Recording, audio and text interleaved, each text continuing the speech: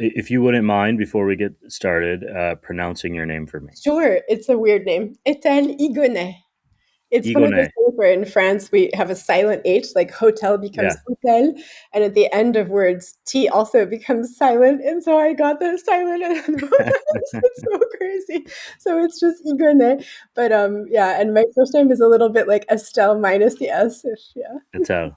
Yeah. I took French when I was younger, and all I kept was Je m'appelle Ron. Très Tu bien, t'appelles comment? merveilleux, enchantée de vous Yeah. rencontrer.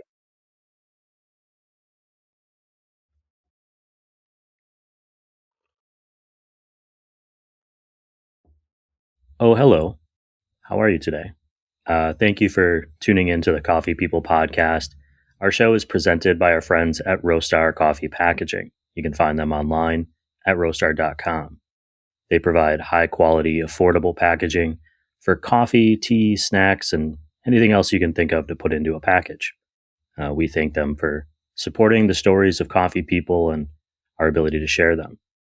We also appreciate that they offer low minimum quantities, which makes it easy for you to create customizable packaging for your company. You can learn more at roastery.com. And now, on to the show.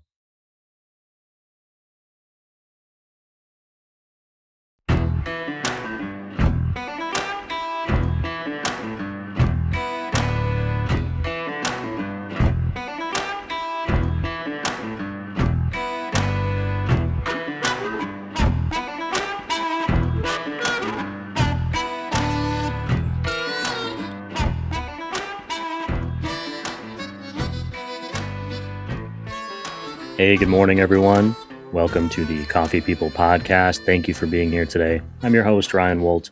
You can follow or subscribe to this show wherever you're listening, but you'll only find the bonus context, links, and recaps to this episode on coffeepeoplepodcast.com. That's coffeepeoplepodcast.com. Our guest today is Etelle Higonnet, the founder of Coffee Watch, an industry watchdog organization dedicated to, quote, the proposition that we should make the world a better place with each cup of coffee, end quote. To paraphrase the Coffee Watch mission, they are dedicated advocates for human rights, social justice, and especially the climate through the lens of the coffee industry. So, make sure you've got a cup of coffee to enjoy and head to coffeewatch.org to learn more as you listen to this episode featuring Etelle Higonnet, the founder of Coffee Watch. I wanted to, before we get too far into the show, and welcome to Coffee People, the Oh, podcast. thank you so much for having me on your podcast. I'm just thrilled. Yeah.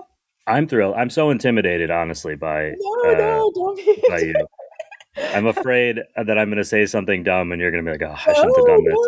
no, don't even. I was looking at this list I found. You've worked with the National Wildlife Association, Greenpeace, Climate Defiance, Friends of the Earth, and Coffee Watch, among others. I'm wondering, I've worked for one environmental nonprofit. Is there one that you haven't worked for? You're too kind. No, look, I had such a great, lovely, wonderful experience at Greenpeace, which is my first real enviro experience. And I had previously done human rights work. So I'd kind of, my whole childhood and adolescence, I wanted to do human rights work. And then, like, even during uni and then between uni and law school and after law school, I did all this stuff like Human Rights Watch and Amnesty International.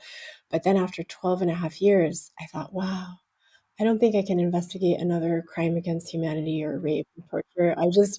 It was so sad, it was kind of grim. And I started to like, my hair fell out and I lost all this weight and I couldn't sleep. And so I thought, okay, what can I do that still like makes the world a better place, but maybe it won't cause me to have a nervous breakdown? Environmental work, yay, fighting climate change. So that's how I ended up Sure. with peace. And I loved it. And then that brought me to Mighty Earth, where I was helped sort of set it up. It's like a bit, I guess you could say, almost like a spin-off of Greenpeace. A lot of us that started it were ex-Greenpeace, and it sort of filled some of the gaps that like Greenpeace wasn't working on, like cocoa and rubber and high-risk palm oil geographies, and that even to this day was kind of my favorite job, even better than Greenpeace, if that's possible. And yeah, National Wildlife Federation, I also really loved. I just did that for 1 year because then I had a baby, and he's the best thing in my whole life, and I wanted to take time off. But the other groups I've mostly just done like consultancies for, or been on the board of, or helped, like Friends of the Earth and yeah, Climate Defiance, I'm on the board. So it's those are like smaller things in my life than the Greenpeace and Mighty Earth, I guess you could say. I have so many questions about all of that, but the you just said, and I hope we can talk about it. If not, that's okay. But you have a baby, I a do, I son. do. I have a son. Yes. You have a son, and as you mentioned, it can be overwhelming and depressing. And you mentioned the climate, and then the health, the human rights. How do you? And this is something I was going to ask later, but I'm just going to ask now. How do you maintain hope for his future Oh, well, when you're facing this every day? That's a deep question to jump into first, and we'll no, it's a go beautiful backwards. But question. you're not thinking necessarily. I mean, I'm thinking about my future and my Yeah. dog's future selfishly. In all odds, I'll live him, which is the worst thing I've ever thought of. Oh. Um, But you'll but find you, him in a better place, I'm sure of it. I feel like dogs are yeah. equal to humans, and their Oh, souls will meet way, us way, way better, beyond better. They're in better. Their mine. souls will meet us in a better place. But you have this little person, in some size, and they have a future. How do you look at the world and say, I think things can be better for him? Oh, well, I think that having a child and loving him so passionately and completely, um, not that I didn't love, obviously, my husband's like maybe the best husband in the whole world. He's like so hot Well, and sexy hurtful. and smart and great dancer and Brazilian barbecues and all that. And I love my family and my friends, but yeah, having a baby, it's just like, wow, my heart expanded an entire size and like rocketed up into the stratosphere. It was so filled with love. And I guess what it did is that it also cemented my resolve to fight with everything I've got to make the world a better place for my son. Like, I just cannot imagine now not working on climate change because I want to be able to look back, when I'm old and gray. Actually, I'm already old. I'm such a dinosaur. But when I'm older, I want to be able to look back and say to my son that, I really did my best to give him a habitable planet that was more fair and that there wasn't much more I could have really done. And that it was, it's part of loving him, I think. Well, that takes me to Coffee Watch, which is why Yes. I reached out. Okay. You just celebrated 1 year of this organization that Yes. you founded. Yeah. What is it? For people listening, invested in the coffee community. I wasn't quite sure. After 1 year, 1 year is barely any time in the reality of it. Think It's of an a amazing life. accomplishment, but like as far as like awareness goes, it's like this growing phase. So, what is it for anyone in the coffee industry or anyone that's out and stumbles across it? If you can imagine Greenpeace hooking up with Amnesty International and having a baby, and that baby just wants to work on coffee, that's Coffee Watch. It's basically like a human rights and environmental watchdog for the coffee industry. And I guess, there are so many groups that do work on sustainability in coffee, but they tend to do it with companies, right? They tend to do it as consultants, and they help companies roll out pilots for agroforestry or women's empowerment or whatever. But hasn't yet been, until Coffee Watch came on the scene, really a watchdog group that was focused on like documenting abuses and fighting to combat those abuses, even though the abuses in the coffee industry are legion. It's the number 6 driver of deforestation in the world. Like, that's crazy. Number 6, that's not very good. It's not like carrots. Oh my God, this is pretty serious. So like maybe that's something we should get on top of. And then also it's got, millions of kids and thousands of slaves, and almost everyone who works in coffee is in poverty. And that's just not right, is it? Because most people who love coffee, including me, I love coffee. I need it. I like, can't live without it. Most people are good people.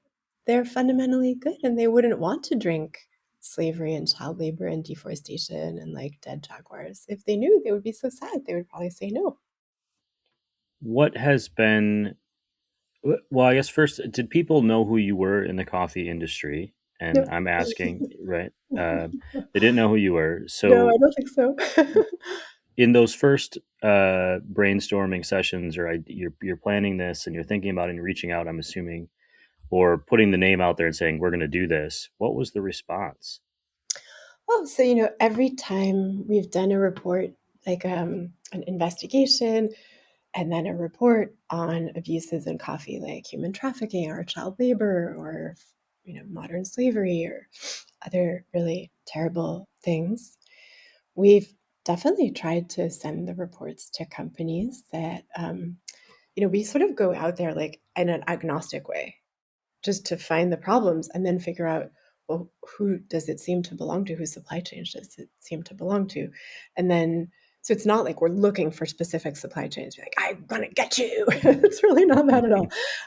But so whenever we find supply chain information, which sometimes you can't, honestly, sometimes it's not available because coffee is extremely opaque and not traceable and not transparent and not a clean, like well-ordered industry in that sense. But whenever we do find the information, we do try to send it to the companies. um, Usually they, like, maybe don't really seem to care that much. I mean, sometimes they sort of answer. Sometimes, yeah, we get these they tend to be a little bit boilerplate, the answers, and we've also, I should say, written to the certification schemes. Again, this is agnostic. It's not like we're going out to be like, "Oh, I hate the certification scheme. I'm gonna find you red-handed." No, we, like, have just found terrible stuff that is certified. And so we did really try to reach out to the certification schemes. That's I guess, like, some of them have been more responsive and others, like, not.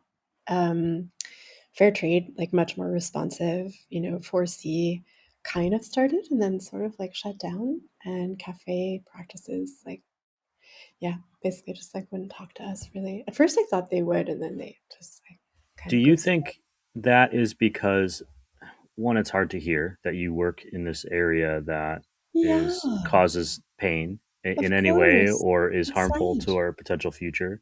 Yeah, Do you it's sad. think it's that, or I mean, I'm assuming it's a combination, but also at this point in time, bandwidth, you're coming to them and saying this thing that you've worked on and created needs to change, Yeah, that's hard but too. it's hard to do. So how do you Yeah. approach those conversations with the goal or the idea of motivating that change and keeping your expectations? Or, if it's me, I can't separate. So I go in and go, they're going to definitely do this 100%. It's going to be perfect. And then I'm like, oh no, how do I fix it? How do you do that? Or where do you see, can you put yourself on the other side Oh, and say, totally. yeah, Look, I think most of coffee companies are filled with really good people, like normal people who, wake up in the morning and, like, pet their dog and feed their kids and bring them to school. I just, normal, nice humans, right? They're like not like Dr. Evil, let me go and slave some small children in a coffee producing country. That's not, I think, like how they start their day. I think most coffee industry folks are nice.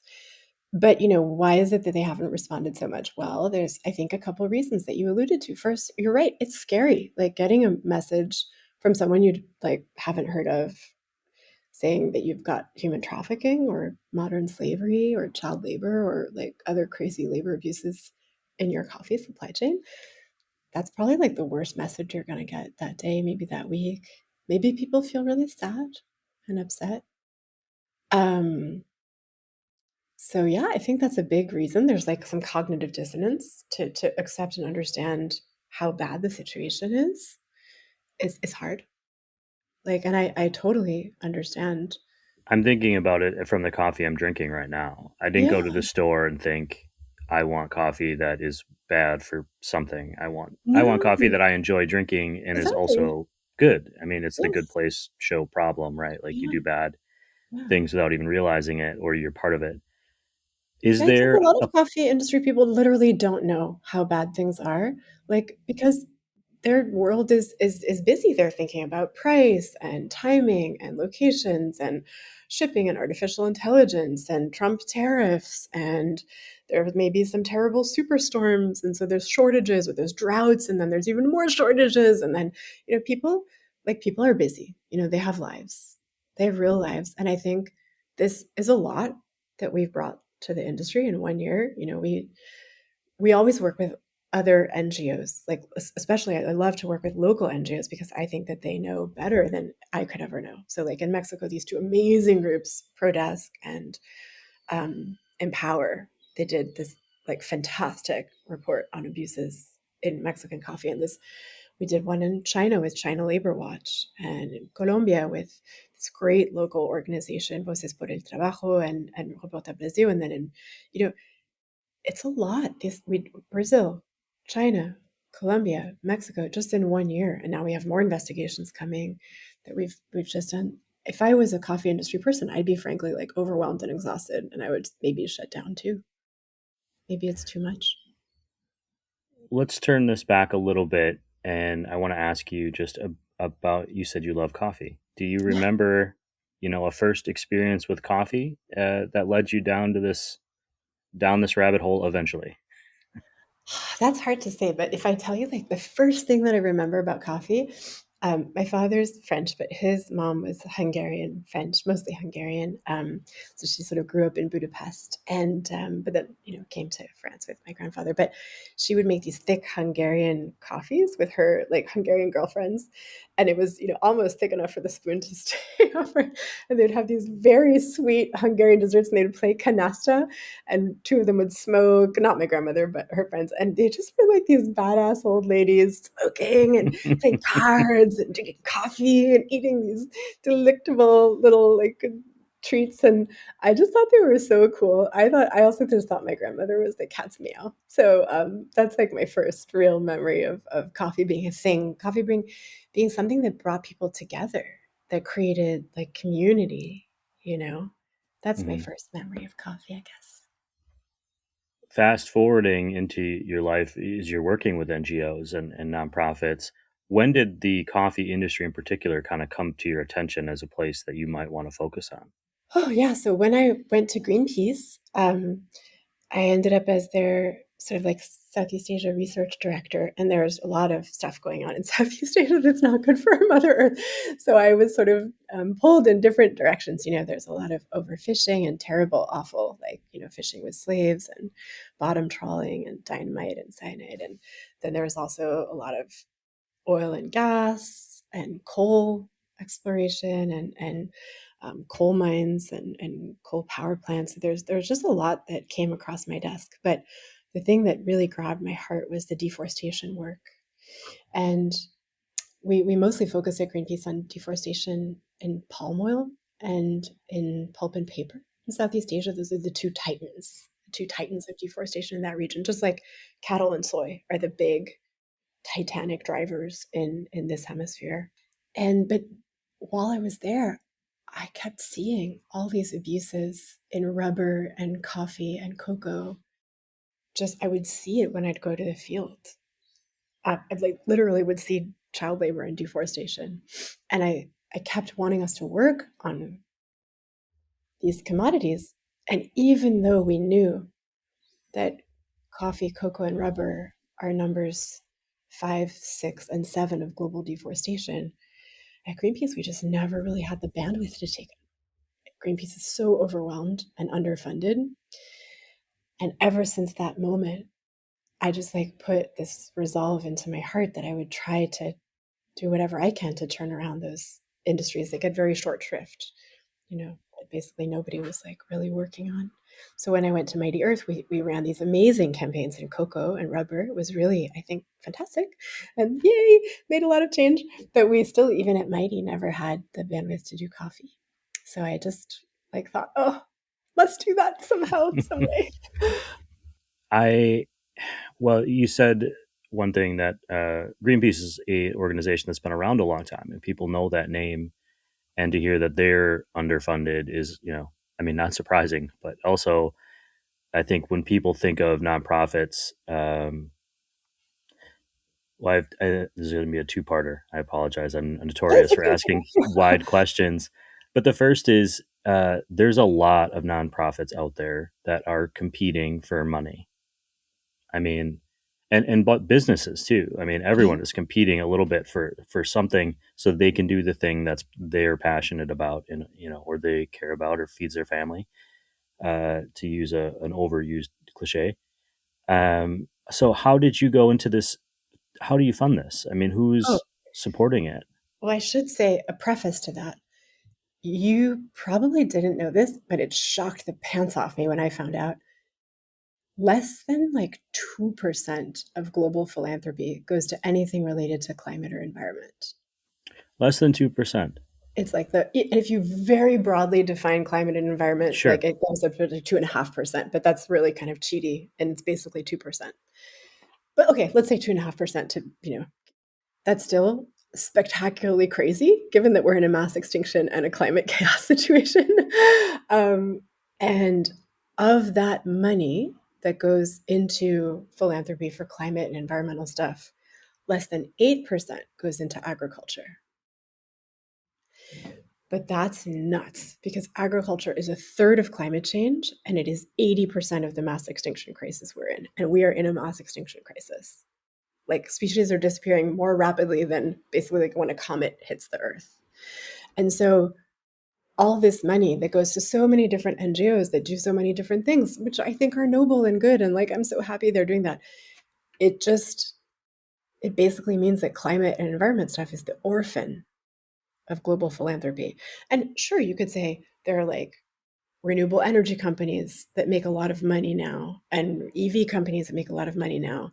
And that's good for the planet. And it's a business, it's not a philanthropy, right? And so, but that's pretty recent that they've started to make money with like green tech and clean tech, right? That's not very recent. But, anyways, one of the reasons I really wanted to work on coffee is because we're in this mass extinction, we're in this climate chaos situation. Agriculture is driving so much of that, and it gets so little attention and funding. And coffee, of the big 7 drivers of deforestation, has gotten like no attention for deforestation. A little bit more for the human rights problems, slavery, child labor, but basically not much. So this is why I wanted to do Coffee Watch, is because of this funding that's like so underfunded. And so that's why there's no work on it. And that's why it doesn't get better.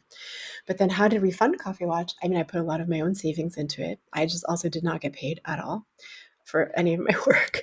And a lot of wonderful people from all different corners of my life, friends from Greenpeace days and Amnesty days and Human Rights Watch days and Mighty Earth days, and all these wonderful people have all leaned in to help, like pro bono and low bono. I'm so grateful. I'm such a grateful recipient of their largesse. We could never do any of this stuff without them. And then we did get like some money from small dollar donors. That actually kind of worked. But almost no philanthropies gave any money because this is the worst year for philanthropic giving after Musk cut USAID. And then also Trump cut the UN budget by a third because that's like what the US used to give. Well, we don't need that. It's fine. And so, and also, Europe had to reroute a lot of its environmental and human rights giving for Ukraine when the US kind of pulled out of that. So there was this like trifecta of USAID collapsing, the UN budgets like hemorrhaging and kind of collapsing, and then European money drying up. And so, unsurprisingly, there are not that many rich people who stepped in to fill the void. I mean, some did, and that's great, and I'm very grateful to them. But yeah, in general, this has been a terrible year for environmental and human rights groups, and Coffee Watch was no exception. But we're lucky because just through love and generosity, we managed to soldier through. I think of it. Are you familiar with like an old camp style stool with 3 legs and just a Yes, simple platform? yes, yes. That it always feels like you're about to fall. That's what I kind of imagine this situation is. You're always about to fall, and then when something happens, like USA aid going away, Yeah, boom, on your you face. start tipping, and then the goal is to stop it before it hits the ground and somehow just get back to status quo. And that's so intense and so overwhelming. My personal nonprofit experience wasn't great in Mm, that I saw a lot of waste, and I was certainly an idealist, but I also realized that the people, it wasn't waste because they were trying to waste. It was waste because sometimes the problem is bigger than you know how to handle, or yeah, the things that you're doing are only they're only attacking the problem from one angle, and it's hard yeah, to see that bigger picture. I'm If you wrapping think this about like into, yeah, waste, if you look at how NGOs sometimes are ineffectual or a little bit like slow or bureaucratic or whatever, and you think, well, oh, that's so annoying. We should cut their money. But in fact, one reason often why they can be that way is because they don't have enough money to hire a really good COO and a super top-notch HR person, because all the best COOs and HR people are going to go make like 5 times as much in the private sector. And so these NGOs end up being, a little bit dysfunctional often, not because they have too much money and they want to waste it, but because maybe sometimes they also don't have enough. sure. And they're run by people who are passionate, not people who necessarily went, I have the skills for this. They're not. That's not the thing. You mentioned you didn't get paid, which was Yes. part of my question. Is there's this idea that nonprofit workers do it because they're passionate, but they shouldn't be doing it for money. I I see would an love to inherent get money. flaw, I right? would I love see a so flaw in that. In that, to your point, the best people may not go into that field because But they have goals as well. the funny thing is, once I had a baby, I also like realized there's so few things that I really need in life. I bike him everywhere. We're lucky to live in Denmark, and I just like it's the cost of a bicycle and a little baby basket, and I bike him everywhere, and he's happy, and we like sing songs, and we don't need to have a lot of fancy stuff to be happy. So I think, yeah, more than ever since I had my son, I realized I'd rather do something that feels super meaningful than something that makes a lot of Benjamins, I guess. Although I don't object to Benjamins. If anyone listening to this podcast wants to donate like $5 or $100 to Coffee Watch, please do so. I was mostly bringing it up because I think people end up taking advantage of nonprofit workers because they know True, they want to do it no matter what. So true. they're like, they'll give the money, but only if it goes to this thing, and salaries is generally not one of those. And that's Yeah, something that's I try to also just true. draw attention to that. Yeah. You mentioned that you're in Denmark, it, a both coffee mad country, Hmm. pro biking country, as you mentioned, which Totally. I love. Also, a place where maybe 10 years ago I read there was I can't think of his name, but at the time, a relatively well known environmental scientist from Colorado in the US who was in the news because he picked up his family and moved to Denmark. And the reason he did is because he said, well, my best guess is that if there's a safe place to be in the future for my kids, Denmark is that place. Denmark's amazing. Are you seeing climate migration happening in Denmark? Are you seeing an awareness of Denmark? Or I mean, maybe that's changed. I'm not up on it on that day to day where to go. But do you see people looking to Denmark as a leader in that area or as a place that may be a refuge at some point? So I would say that the climate dude you mentioned from Colorado's desire to move to Denmark to keep his kids safe is both very charming and also probably really naive, because the best estimates we have is that there's going to be 1 billion humans on the move because of climate change in the near future. That's billion with a B. And that includes both IDPs, like internally displaced people, and refugees. But what it means is we're only now seeing the absolutely tippity, tippity, tip, tip, tip of the iceberg that is coming our way. You could say that a lot of people who have fled Syria are, in a way, climate refugees. And, a lot of people leaving West Africa to come to Europe, although less to, you know, they come more to Italy and France than they do to Denmark. But a lot of those people are also climate refugees in a way. Um, but Somalia, like people talk about how the fishing industry got destroyed. It's not that they're like climate refugees; they're environmental refugees in the sense that what are you going to do? You can't fish anymore; all the fish are gone. You want to be a pirate? I mean, that sounds terrible. So your other option is what, to like emigrate.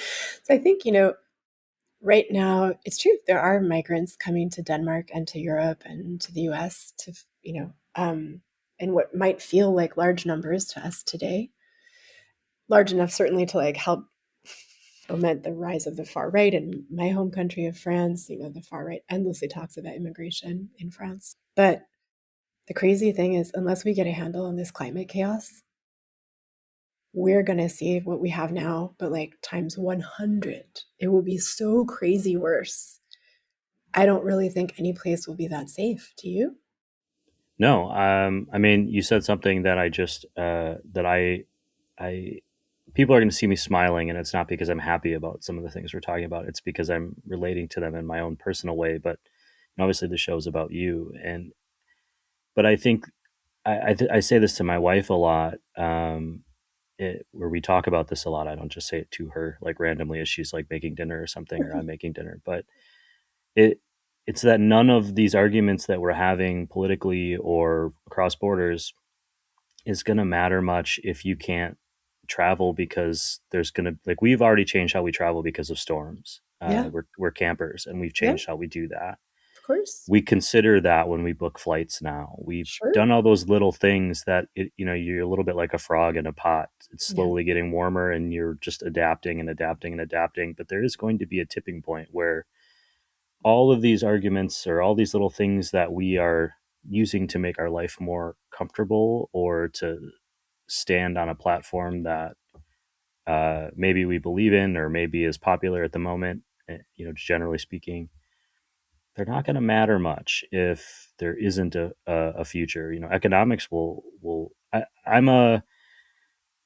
I don't want to be a cynic, but I'm also someone who is uh, keeps that in mind, and is just a little bit wary of overwhelming myself. I think at this point in my life, I've gotten to a point where I went so far trying to do. I mean, honestly, it's inspiring talking to you, because I think it's a challenge for anyone to maintain confidence and positivity. And obviously, you're on this show, and I'm assuming there's quiet moments where you go, "Oh man," but at the same Definitely time, happens like at least once a month. at the same time, I want to be an engaged citizen, but I think it's getting harder for me to know the best way to do that. Right, the best Yeah. way to work towards a future. And when I read your coffee watch posts on LinkedIn or on Mhm. social media or wherever, or I saw one at the end of the year, that, hey, let's stay positive. Here's some things that are good.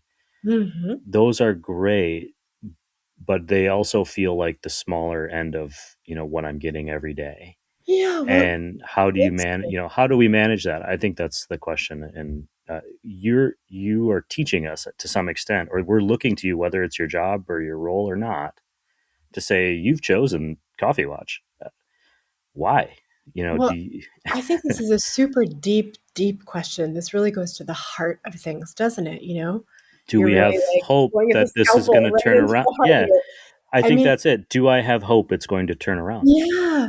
Well, so here's what I want to say. First, I wish I was with you so I could give you a giant squeezy hug, like a huge hug. I'm like hugging you so hard right now.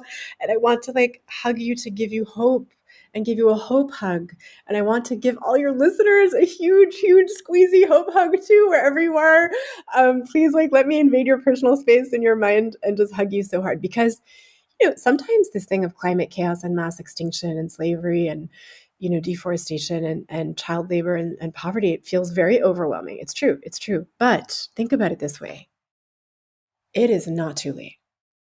And we can absolutely be our best selves. And there are so many solutions that are already tested, that are real, that are out in the real world. And like, here's a good way of thinking about it. Right now, coffee is the number 6 driver of deforestation in the world. Number 6. That's bad.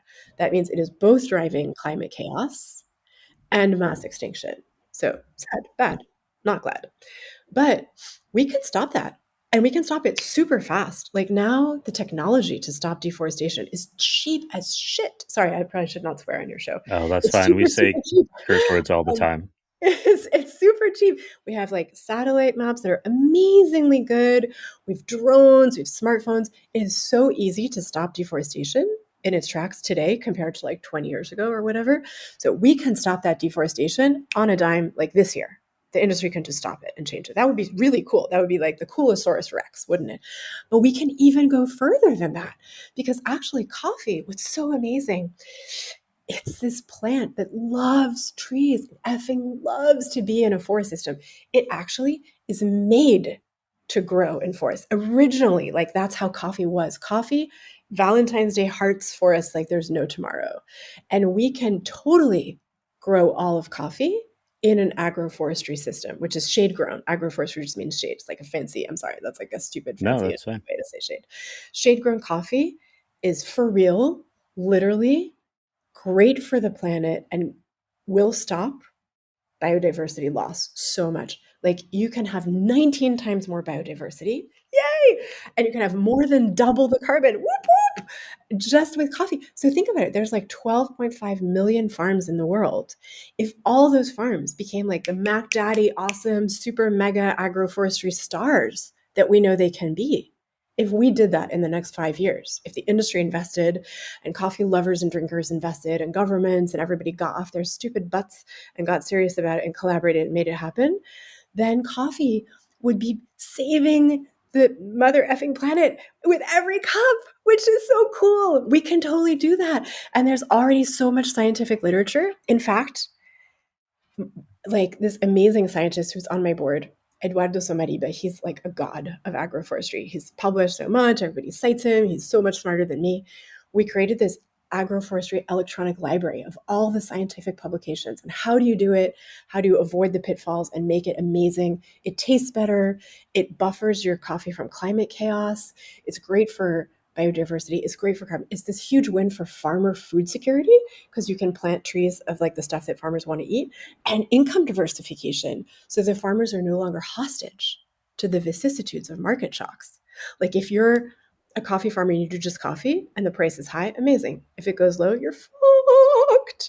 If I have like 5 different crops, all 5 of them have to go bust on the world market for me to go bust.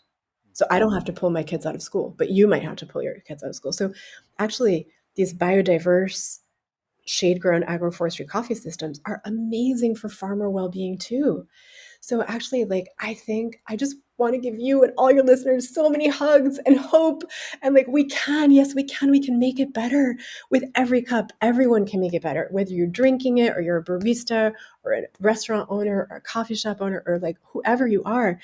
You know, you run a church, a synagogue, a university, an office, like buffet, all of us can make it better. Isn't it? That's so cool, right? Isn't that? I think it's cool. I think it requires a lot of communication, which I worry Yes. about.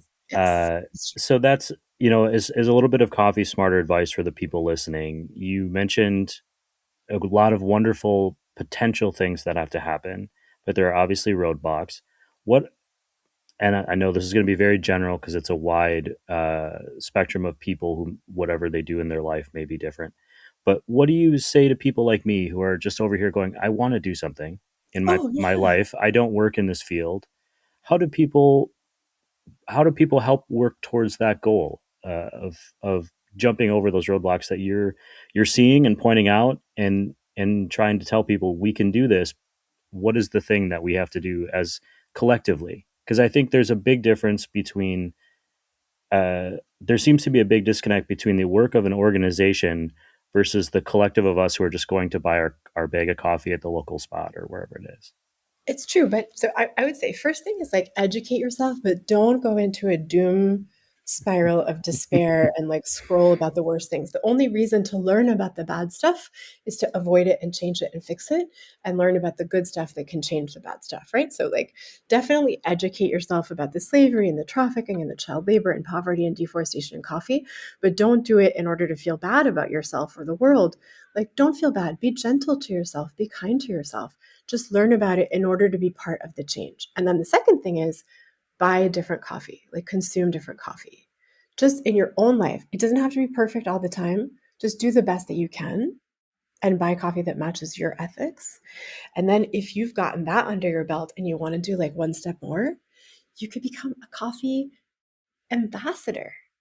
You can start gifting coffee to people on their birthdays or when you get invited to somebody's house for brunch, or you go to a holiday with your friends and your family and you stay with them and you bring a house gift, or for like Christmas or Hanukkah or whatever, Mother's Day, you can give really ethical coffee and with a note that says like, I love you. You love the planet. You're an awesome person. This coffee is like equally awesome to you. And I think you're going to like it. It's tasty. I love it. I love you. This coffee loves the planet. And it's good for farmers and forests. And if you even can find the courage to change the coffee that's served at your office, at your institution, at your university, if you can find inside of yourself the courage to just go talk to your favorite barista or the manager at your cafe where you go all the time, or if you have like a sister-in-law who runs a restaurant or a childhood friend who's a chef, just talk to those people and try to get system change.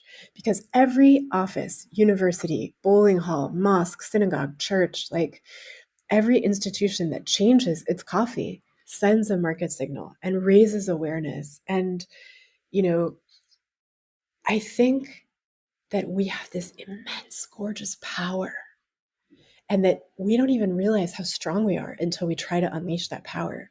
But almost all of your listeners could probably be amazing ambassadors for coffee sustainability if they choose to do that. And they don't have to be perfect or do it all the time. It can be like episodic, but every little bit matters. I really believe that. So, and I'm going to challenge you just a little bit with the one thing that I see as being a stumbling block for people in what you just said, which is a great, first step. How do people know? How do you find coffees that you believe are ethical in that way? Oh, What's the yeah. resource for them? Is Coffee Watch, do they do that? Do you say, hey, this is a company like B Corp, for whatever its problems might be, part of that is it gives people on the outside an easy way, any certification, to see if something matches their value to a point. Uh, I say to a point. Always take that with a grain of salt, everyone. But how do you suggest to your friends and family, this is how you find ethical coffees when I'm not around to tell you Yeah, well, we or made a share whole with you what I section. know? Yeah, Yeah. I get this question all the time. So we made a whole section on the website that's about like how to buy ethical coffee. And you can just click on it and it explains all the different things you can think about. The good news is there's ethical coffee almost everywhere in the world. The bad news is sometimes it's not available everywhere. So if you're like in Denmark, you could get slow forest coffee. If you're in London, you can get Kiss the Hippo coffee. If you're in Indonesia, there's orangutan coffee. In the US, there's all this like Smithsonian bird friendly certified coffee. Um, so we try to like make it easier for people all over the world to buy more ethical coffee by kind of walking them through all the different issues and also explaining what does this certification do and what does it not do. And then you can make up your own mind about like what matches your ethics, right? So for example, organic, it's really nice not to poison the planet, isn't it? I mean, like we're in something called the insect apocalypse. If you Google insect apocalypse, the New York Times had this amazing article and Manga Bay as well. And so we're like, it's terrible what's happening to insects, right? And pesticides are pretty bad for insects. They're designed to be bad for them, isn't it? And so if you buy chemical free coffee, like organic certified coffee, at a minimum, it's not immediately driving the insect apocalypse and therefore the mass extinction crisis that we're in. And for what it's worth, a lot of coffee workers also get poisoned. Like women who are pregnant are exposed to terrible things, and kids are working with exposure to chemicals. And also, like adults should not do. We all men too. Nobody should have to like be poisoned for when they're growing coffee. And when I say poison, literally, like we do have this report from DanWatch from 2012 of coffee workers like actually getting hospitalized and dying because of pesticide stuff and not having the right PPE and things like that. So often, if you're very poor and you're a disempowered coffee worker without a union or whatever, you like just don't get good PPE, and then you're touching terrible stuff and et cetera. Okay, so the rest is history. So if all you can do is buy organic coffee, that's great. It's organic does not guarantee a living income. It doesn't look at human rights really. It doesn't guarantee no deforestation. So organic is kind of incomplete. It's as if you said, Etelle, sing me the alphabet. And I was like, A, B, C, D, Q, R, S, Z. You'd be like, all right, well, that's definitely partial credit, So some certifications do great things, even if they don't do everything that we would want them to do. And I try to explain to people on the website what all the certifications do and don't do. So it's all there, and you don't have to buy perfect coffee. You just have to buy better coffee. And all you have to do is try. I would like to introduce you to someone who's making a statement right now. Come here, puppers. Is this a super, super cute dog that I'm going to want to kidnap? Probably. you. Oh my God, look at you. You're too cute. Oh my God, I love So your face. this is our first episode of season 16, so it's only appropriate that you see who accompanies me on every show. Oh my This is Keto. God. Hey, You're buddy. such a cutie patootie. Look at This is you his whole go. life. This is why I worry about the future, is because I assume he'll live forever. Um, I would be amiss as we're coming up. I feel like I could ask you questions for hours and hours, and you'd have answers. But I heard a rumor that you were targeted by hit persons. Is this true? Is this a rumor? It would be terrible of me to not ask that. I have to know. Look, it was such an interesting experience. I went to Gabon, which at the time had a different government, right? Because now they've had a change, but at the time it was a pretty ruthless dictatorship that's been in power for a long time. And we had investigated in my previous job that I was doing at the time. We'd investigated deforestation for like palm oil and rubber. This is before my coffee work ever started. And the government of Gabon was involved in like a joint venture with a company, and we sort of exposed all these problems, and it made like huge waves and caused a lot of change. And I'd heard from a couple people that the government was very annoyed with our work, but I didn't really take it that seriously because a lot of governments get annoyed with my work over the years. But anyways, I went after the campaign, and I thought everything was fine. And then, like, I was supposed to leave the country, and my driver vanished. And these like people at the hotel immediately helped me find this other car, and I thought, oh, maybe the driver had like a huge family emergency or something, or got super sick or whatever. And I wanted to stay and figure it out and try to help him if anything had gone wrong, but like I had to also get a flight, so I just went with this car. And I ended up really bonding with these two dudes who are these huge, super buff, like The Rock, but Gabonese, like amazingly buff dudes. And then I realized they were wearing like army boots and had all this like little army paraphernalia and stuff. And as we were like bonding and chatting, one of them started to say, "Fuck it, I can't do this. I hate our president." I was like, "What? Oh my God." Well, you said it first. And then they ended up just being so nice. They even like held up this little sheet for me so I could pee on the side of the road. And then we got close to the capital, and one of them pulled out this wee you thing. What is it called in English? Like you put on the A top of your siren? roof, a siren, but like one of those, Yeah, little policey sirens that you put on your sure. roof, and with a magnet. And he put it on the roof, and I was like, "What? What is that? I've never seen this." And he said, "Okay, this is very serious. Don't ever come back in an airplane to this country ever again. You are now our sister. I have given you my WhatsApp. If you need to come back, you will come back like via a road. Here's the roadblock where I will come and meet you. You message me, don't tell anyone else. And I'm So bringing the you there right now. We're gonna go really fast, like just run through what you're talking about." And and they were just so nice. And at the end, we like hugged, and yeah. Anyways, to cut a long story short, it was a little scary, I but I've it only turned out known great. you for about 45 minutes, but I believe that you could have charmed a hitman. I I'm wondering, before we end up running, through the stop sign at the end of the show. Yeah, Uh, I mentioned at the beginning you were celebrating 1 year of Coffee Watch. yeah. I'm wondering what it means to have reached that milestone for you, and where you see this going. Well, I would have loved to do so much more, but it did feel like we accomplished a lot. We did, looking back on that 1 year mark, we went from, I don't know, like zero to over 1 million views on social media in just like 6 months. That was pretty neat. And we put out 7 reports, and we got like hundreds of articles in the press about our work. That was so gratifying. You never know if people will think that your stuff is interesting or just like random twaddle. You're like, "Ah, this is so boring." So it's always nice when people like want to write about your stuff, and if they care too, then because newspapers are seen by so many more readers than we would ever have, then that brings, I think, millions of people to learn the truth about some of what's happening in the coffee industry. So I do feel like it was a good year for raising awareness. And so I feel proud of that. I feel a little bit sad that the certification schemes haven't all just immediately stepped up to pay a living income price for farmers. Maybe I'm really naive.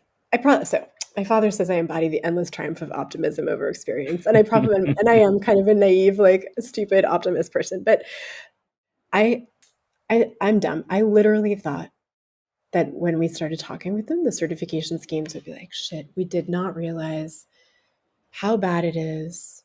We will ensure that all the farm workers get a living wage and that all the farmers get a living income reference price for their coffee. We will figure out a way.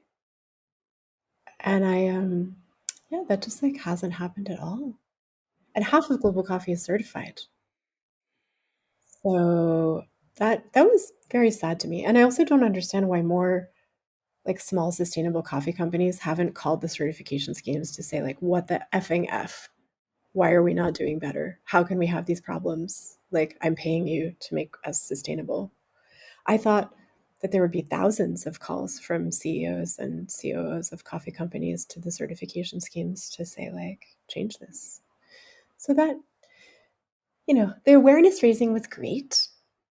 It was a huge learning thing for me to set up an NGO. I've never done that before. And I'm so immensely grateful to everyone that helped on the journey, my staff and consultants and friends. And they're just the best. They're like the cat's meow. But I'm sad that the certification schemes didn't step up to improve a lot really quickly because I thought that would happen.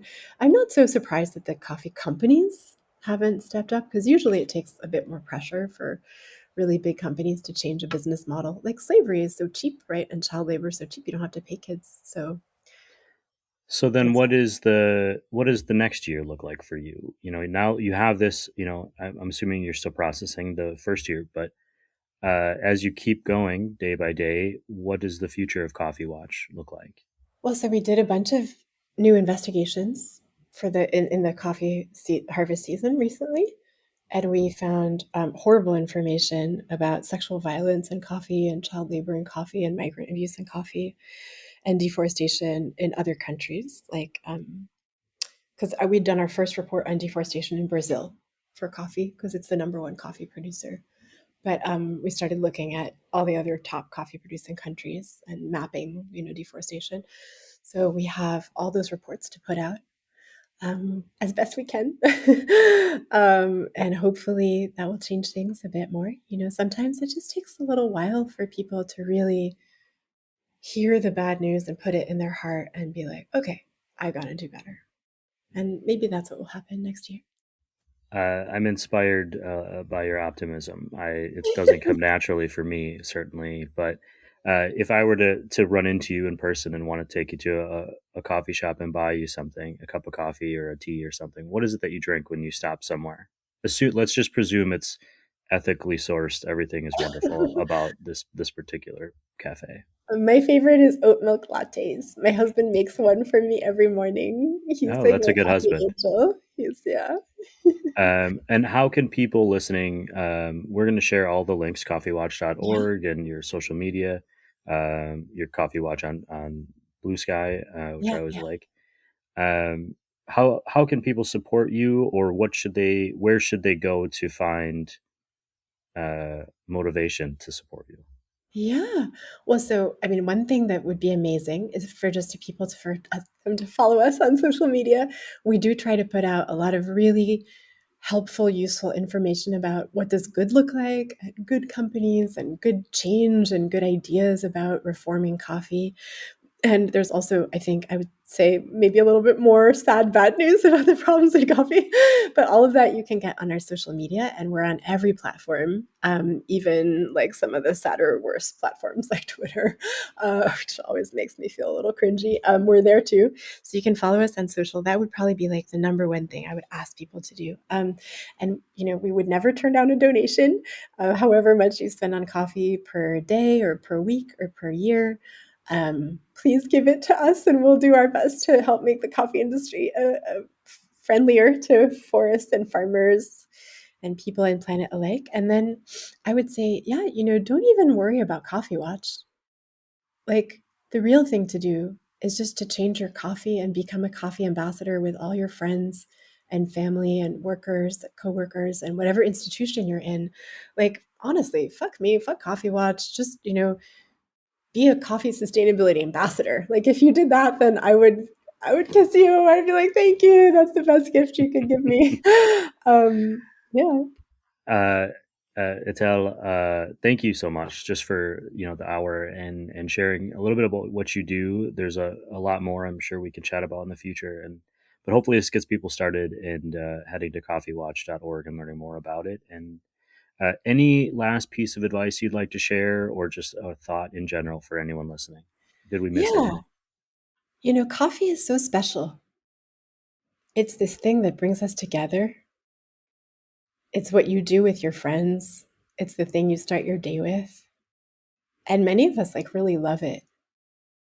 But we should give back some of that love to coffee, I think. And it's not so hard to do. And if everybody tries a little bit, even, I really think we can make the world a better place together. I think it's not too late. I'm a huge believer in the immense power that millions of coffee drinkers have. Some companies, they have millions of dollars and it's hard to fight them. But we have millions of people who are good people, and that's better. So that's how I'd like to close it out. I think that was perfect.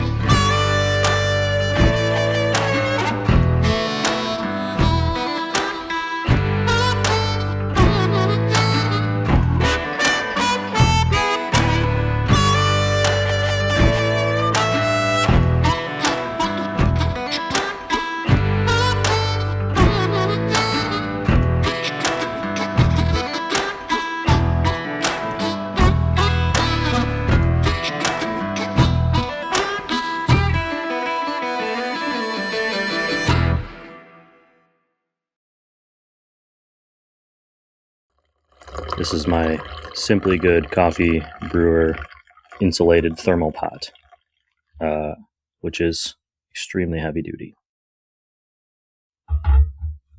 It keeps my coffee hot. I think I did that pretty good.